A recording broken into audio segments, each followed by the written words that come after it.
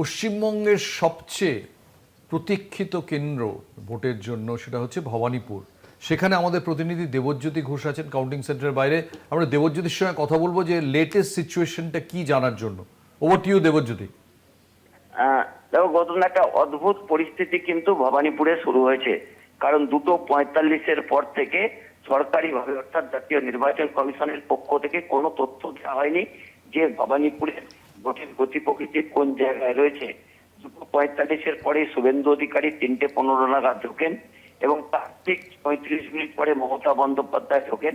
তারপর থেকে অজ্ঞাত কারণে নির্বাচন কমিশনের পক্ষ থেকে বা দ্বাদশ যে পর্ব সেটা তারপর থেকে কিন্তু একটি পর্বেরও কিন্তু রেজাল্ট এখনো পর্যন্ত জানানো হয়নি। অন্যদিকে দেখা যাচ্ছে যে 13 নম্বর যে গণনা কেন্দ্র বা 13 নম্বর যে পর্ব চলেছে সেখানে কিন্তু তৃণমূল কংগ্রেস পার্টি 5149 ভোটে এগিয়ে রয়েছে।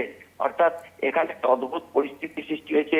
সকাল থেকে মোটামুটি গতিতে এখানে ভোট গণনা চলছিল, যদিও অন্য কয়েকটি কেন্দ্রের মতো এখানেও শুরু ভোট গণনা চলছিল, কিন্তু 12 রাউন্ড পর্যন্ত গণনা মোটামুটি সময় শেষ হলেও 13 নম্বর থেকেই কিন্তু একটা জটিলতা তৈরি হয়েছে।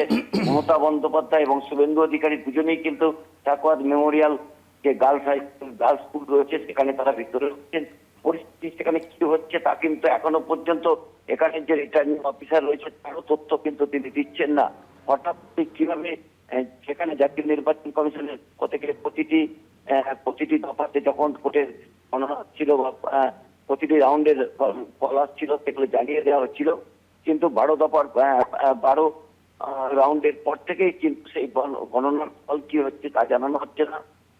ভিতরে রাজ্যের বিদায়ী মুখ্যমন্ত্রী মমতা বন্দ্যোপাধ্যায় রয়েছেন, বিদায়ী দলনেতা শুভেন্দু অধিকারীও রয়েছেন এবং কড়া নিরাপত্তা ব্যবস্থা করা হয়েছে। মমতা বন্দ্যোপাধ্যায় এবং শুভেন্দু অধিকারী দুজনেই ফোন নিয়ে ভেতরে প্রবেশ করেছিলেন, কিন্তু যে রিটার্নিং অফিসার রয়েছেন তিনি দুজনের ফোনকেই জমা রাখতে বলেন এবং সেই মতোই তারা কিন্তু মেমোরিয়াল গার্লস স্কুল রয়েছে তার ভেতরে জমা রেখেছেন এবং তারাও কিন্তু কাউন্টিং সেন্টারে প্রবেশ করেছে।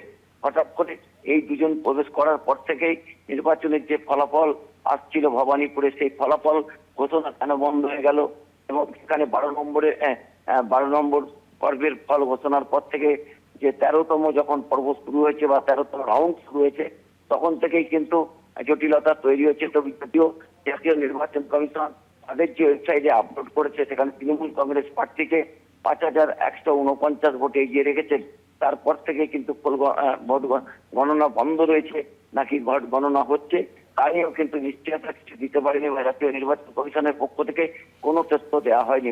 দেবজ্যোতি, অনেক অনেক অনেক ধন্যবাদ।